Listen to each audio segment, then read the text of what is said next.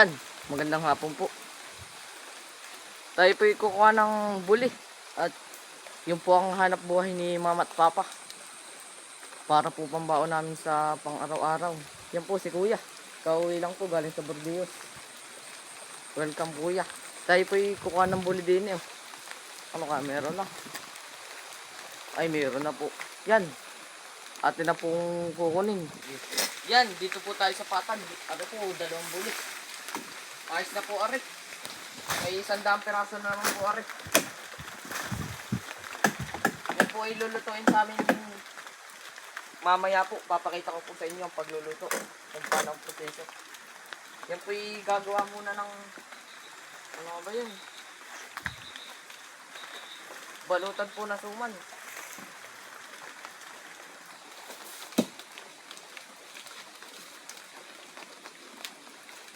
Ingat lang po at may tinik din po rin.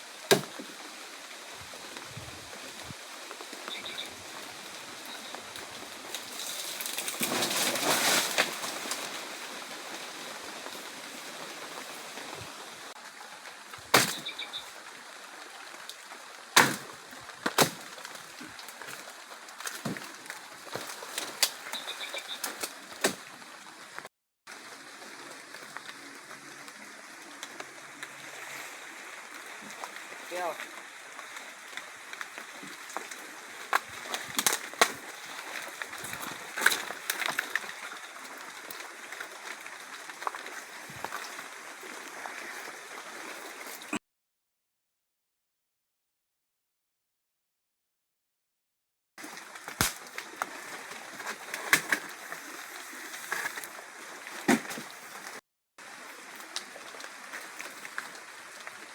makakuha na po tayo, dalawa. Atin po dadali na yan sa akin.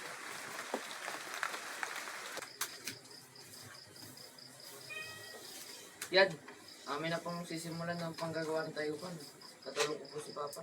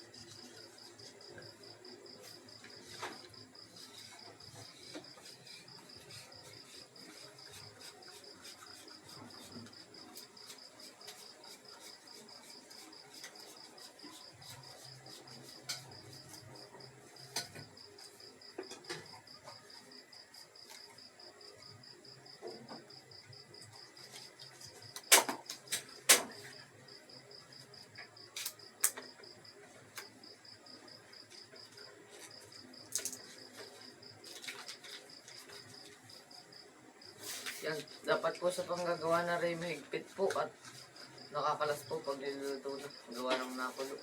Dito po nilalagay malagkit.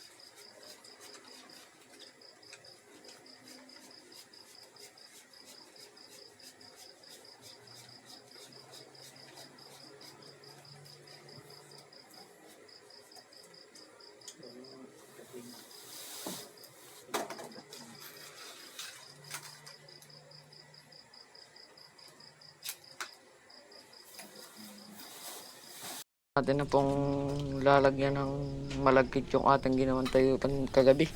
Yan, sa order po sa piyesta. Kahit ilang piraso po, aming gagawin yan. Ginagawa na po. Oh. Sa amin.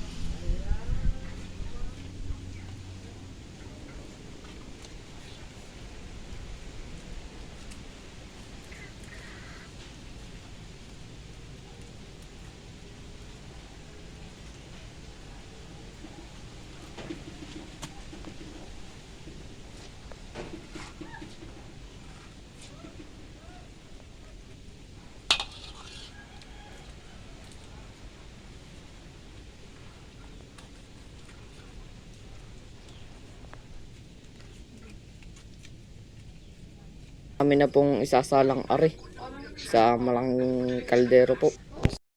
Na po kami manggawang tayupan. Yan po, sinalang na po ni Papa. Yung usok po.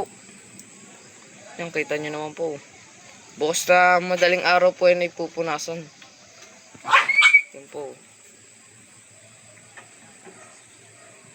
Kasasalang lang po niyan. Pupunasan po namin ni Kuya Ayan bukas o solo ako. O kaya si Mama po. Yan dami po. Yan o. 50 peraso po yan. Talaga pong yung laking kardero po na yan. Talaga pong yan po kahit nasa malayo. Yan po yung 10 dilino ang kasya dyan ay. Talaga pong yan. Papakita ko po sa inyo bagi pinupunasan na at labog na. Yan natin na pong pupunasan na rin. Labog na po. Ari po yung